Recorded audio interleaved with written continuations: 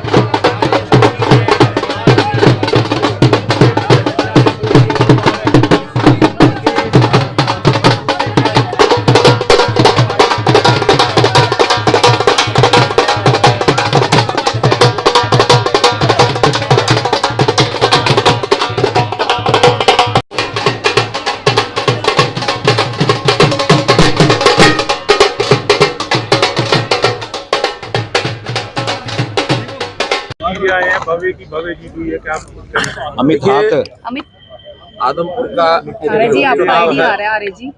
आदमपुर के उपचुनाव में नीचे देखो आपसे भारतीय जनता पार्टी के हमारे कैंडिडेट भव्य बिश्नोई बहुत ही भव्य जीत हुई है। इसके लिए आदमपुर की जनता को मैं बहुत बहुत बधाई देता हूँ, उनका धन्यवाद भी करता हूँ।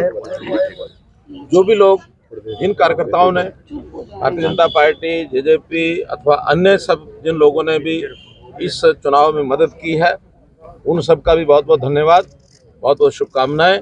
और इस जीत के साथ भव्य बिश्नोई हमारी जो असेंबली है उसका यंगेस्ट मेंबर हो गया है। अभी तक तो दुष्यंत चौटाला वो यंगेस्ट मेंबर इस नाते से थे, अब भव्य बिश्नोई जो है यंगेस्ट मेंबर हो गए हैं। और भारतीय जनता पार्टी यानी हमारी संख्या अब 40 से 41 बीजेपी की अपनी हो गई है और कांग्रेस की घट करके 31 से 30 रह गई है। ये एक बड़ा परिवर्तन भी असेंबली की रचना में। क्या क्या विकास के काम होंगे सर आदमपुर के अंदर, क्योंकि विपक्ष का पहले वहां पर एमएलए था, अब सत्ता का एमएलए आ गया है। देखिए, वैसे तो हमने ये कहा कि एक समान विकास पूरे प्रदेश में हम करवाते हैं, फिर भी जो विधायक होते हैं उनकी अपनी कितनी मेहनत है और कितना वो आगे बढ़ करके विकास के काम अपने क्षेत्र में करवा लेते हैं, उन पर भी निर्भर होता है। अभी तक क्योंकि ये क्षेत्र विपक्ष के विधायक के नाते रहा है, हमने यहाँ भी पिछले 8 साल में लगभग 600 करोड़ रुपए से ऊपर के काम यहाँ करवाए हैं। फिर भी हमारा ये जो नया यंग एक मेंबर ये बना है और इसमें लोगों की अपेक्षाएं भी हैं, तो अगले 2 साल के अंदर बहुत काम जो भी वहाँ के बच्चे हैं पूरे कराएंगे। अभी हमने वहाँ कॉलेज भी खुलाया है, हमने वहाँ जो रेलवे लाइन का अंडरपास है, ओवरब्रिज 2 वो बनवाए हैं, पानी की व्यवस्था, नहरों का रीमॉडलिंग का काम ये भी काफ़ी कराया हमने। ऐसे नए प्रोजेक्ट बहुत किए हैं, लेकिन फिर भी वहाँ की क्योंकि एक इलाका पिछड़ापन कांग्रेस के समय से ही रहा है। और जैसे मैंने वहाँ विधानसभा में वहाँ रैली में भी कहा था कि वहाँ के लोगों के साथ एक धोखा हुआ था उस समय। उस प्रकार के बच्चे काम सारे के सारे जो वहाँ के लोग बताएंगे, जितनी वहाँ की अपेक्षा होगी उस सबको पूरा सर पराली के लिए कौन जिम्मेदार है? हम तो नहीं है। सर क्या हिमाचल पंजाब है? जी, आप सबका धन्यवाद है। सभी मीडिया के साथियों का भी पॉजिटिव हमें सहयोग मिला और सभी कार्यकर्ता, चाहे वो भारतीय जनता पार्टी के हो चाहे जेजेपी के हों, गठबंधन के सभी कार्यकर्ता और आदमपुर की जनता ने विश्वास जताया कि वो भव्य के साथ भी हैं और भारतीय जनता पार्टी और जेजेपी की जो सरकार चल रही है उसके अनेक फैसलों से वो सहमत है और जिस तरह भ्रमित कर वो उनका रिजल्ट आपके सामने है। अगर विपक्ष की पार्टियों की बात करें तो उन्होंने बड़े बड़े जीत के दावे किए थे, उस पर क्या टिप्पणी करेंगे? देखिए, चुनाव लड़ने से पहले हर पार्टी अपनी जीत का दावा करती है, लेकिन मैं बहुत हैरान हूँ कि आप सम्मानजनक स्थिति में नहीं, चुनाव में देखो हार जीत होती है, भारतीय जनता पार्टी नहीं हर बार चुनाव जीती है, कई बार हम भी चुनाव हारे हैं, लेकिन एक सम्मानजनक हार होना भी मायने रखती है। लेकिन इन लोगों ने तो मैं समझता हूँ खाली सिर्फ मीडिया मैनेज किया, सिर्फ प्रचारित किया, लोगों को भ्रमित किया और भाई को भाई से बांटने का प्रयास किया। अभी मैं अपने साथियों के साथ वो समीक्षा कर रहा था कि आप देखिए कि आदमपुर के चुनाव के अंदर भाईचारा मजबूत हुआ है। बिजली पानी मुफ्त देने वालों को तो जमानती जब्त हो। देखिए, बिजली पानी जो मुफ्त देने की बात करते थे पंजाब के अंदर, आप देखिए कानून व्यवस्था के क्या हालात हैं, बिजली के क्या हालात हैं, बुरी तरह से डेवलपमेंट प्रभावित हो रही है। आप देखो, फ्री आप मत दीजिए, आप दीजिए। हरियाणा के अंदर बिजली कभी 24 घंटे बिजली होना सपना होता था। पूरा चुनाव, अगर अच्छी बिजली आपने चुनाव से पहले 6-8 महीने पहले दे दी तो वो सरकार चुनाव जीत जाती थी। लेकिन अब भारतीय जनता पार्टी ने ईमानदारी से इंफ्रास्ट्रक्चर में बदलाव किया और जो बहुत बुरे हालात थे, लोग थोड़ा सा बिजली के बिलों के अंदर भी कई वर्षों के पेंडिंग थे, एक बार सारी छूट देकर भारतीय जनता पार्टी ने एक बार जरूर कड़वा घूंट भरना पड़ा पिछली सरकार 2014 वाली सरकार के समय में, लेकिन आज बिजली बोर्ड घाटे में नहीं है। ये अपने आप में बहुत बड़ी उपलब्धि है और जो लोग जगमग योजना के तहत हैं उनको पूरी बिजली मिल रही है। लोग बहुत संतुष्ट हैं बिजली के मामले को लेकर। लोगों को फ्री बिजली, सस्ती बिजली के वादे लुभावने लगते हैं, लेकिन सही मायने में बिजली सबको मिलनी चाहिए, ये लाइफलाइन बन चुकी है। केजरीवाल और भगवंत मान ने माफी मांगी है पराली जलाने मामले में, क्या कहेंगे? नहीं, ऐसा है, वो उनकी बहुत लापरवाही है हर मामले में। पराली के मामले में तो उन्होंने बिल्कुल नेग्लिजेंस करी है। एनजीटी ने भी और केंद्र सरकार ने उनको आंकड़े जब उनके सामने रखे कि पंजाब के अंदर इतने ज़्यादा मामले पराली जलाने के हुए, जबकि हरियाणा के अंदर ईमानदारी से पर्यावरण को बचाने की कोशिश होती है। हमारे मुख्यमंत्री जी की उन्होंने भूरी प्रशंसा भी की। अभी आप देखिए, गैर जिम्मेदाराना पंजाब की सरकार चल रही है। उधर केजरीवाल जी मांगते हैं हरियाणा से पानी, और जब हरियाणा का हिस्से का पानी पंजाब से देने की बात आती है तब साफ शब्दों में मना कर देते हैं, कहते हैं पंजाब के पास खुद के पास पानी नहीं है। ये जो ड्यूअल पॉलिसी है, ड्यूअल सोच है, ये लोग इस बात को समझते हैं। धीरे धीरे इनके हालात इनके सामने आते रहेंगे। बड़ा दुर्भाग्यपूर्ण है, और मैं आज भी उसमें पढ़ रहा था, स्टोरी पढ़ रहा था, बड़ा दुर्भाग्य, कानून व्यवस्था का बुरा हाल हो चुका है। सरकार जो है, पंजाब सरकार लोगों को सुरक्षा देने में नाकाम हुई है। खाली बड़ी बात बोलने से नहीं, आपको वो काम करके दिखाना भी चाहिए। लोगों ने आपके ऊपर बहुत बड़ा विश्वास किया है, आपको ऐतिहासिक 92 सीट्स दी हैं, सारे दलों को घर बिठा दिया और आपको इतनी मैक्सिमम सीटें दी हैं, तो आपको ईमानदारी से काम करना चाहिए। खाली बयानबाजी और नारेबाजी से सरकारें नहीं चला करती।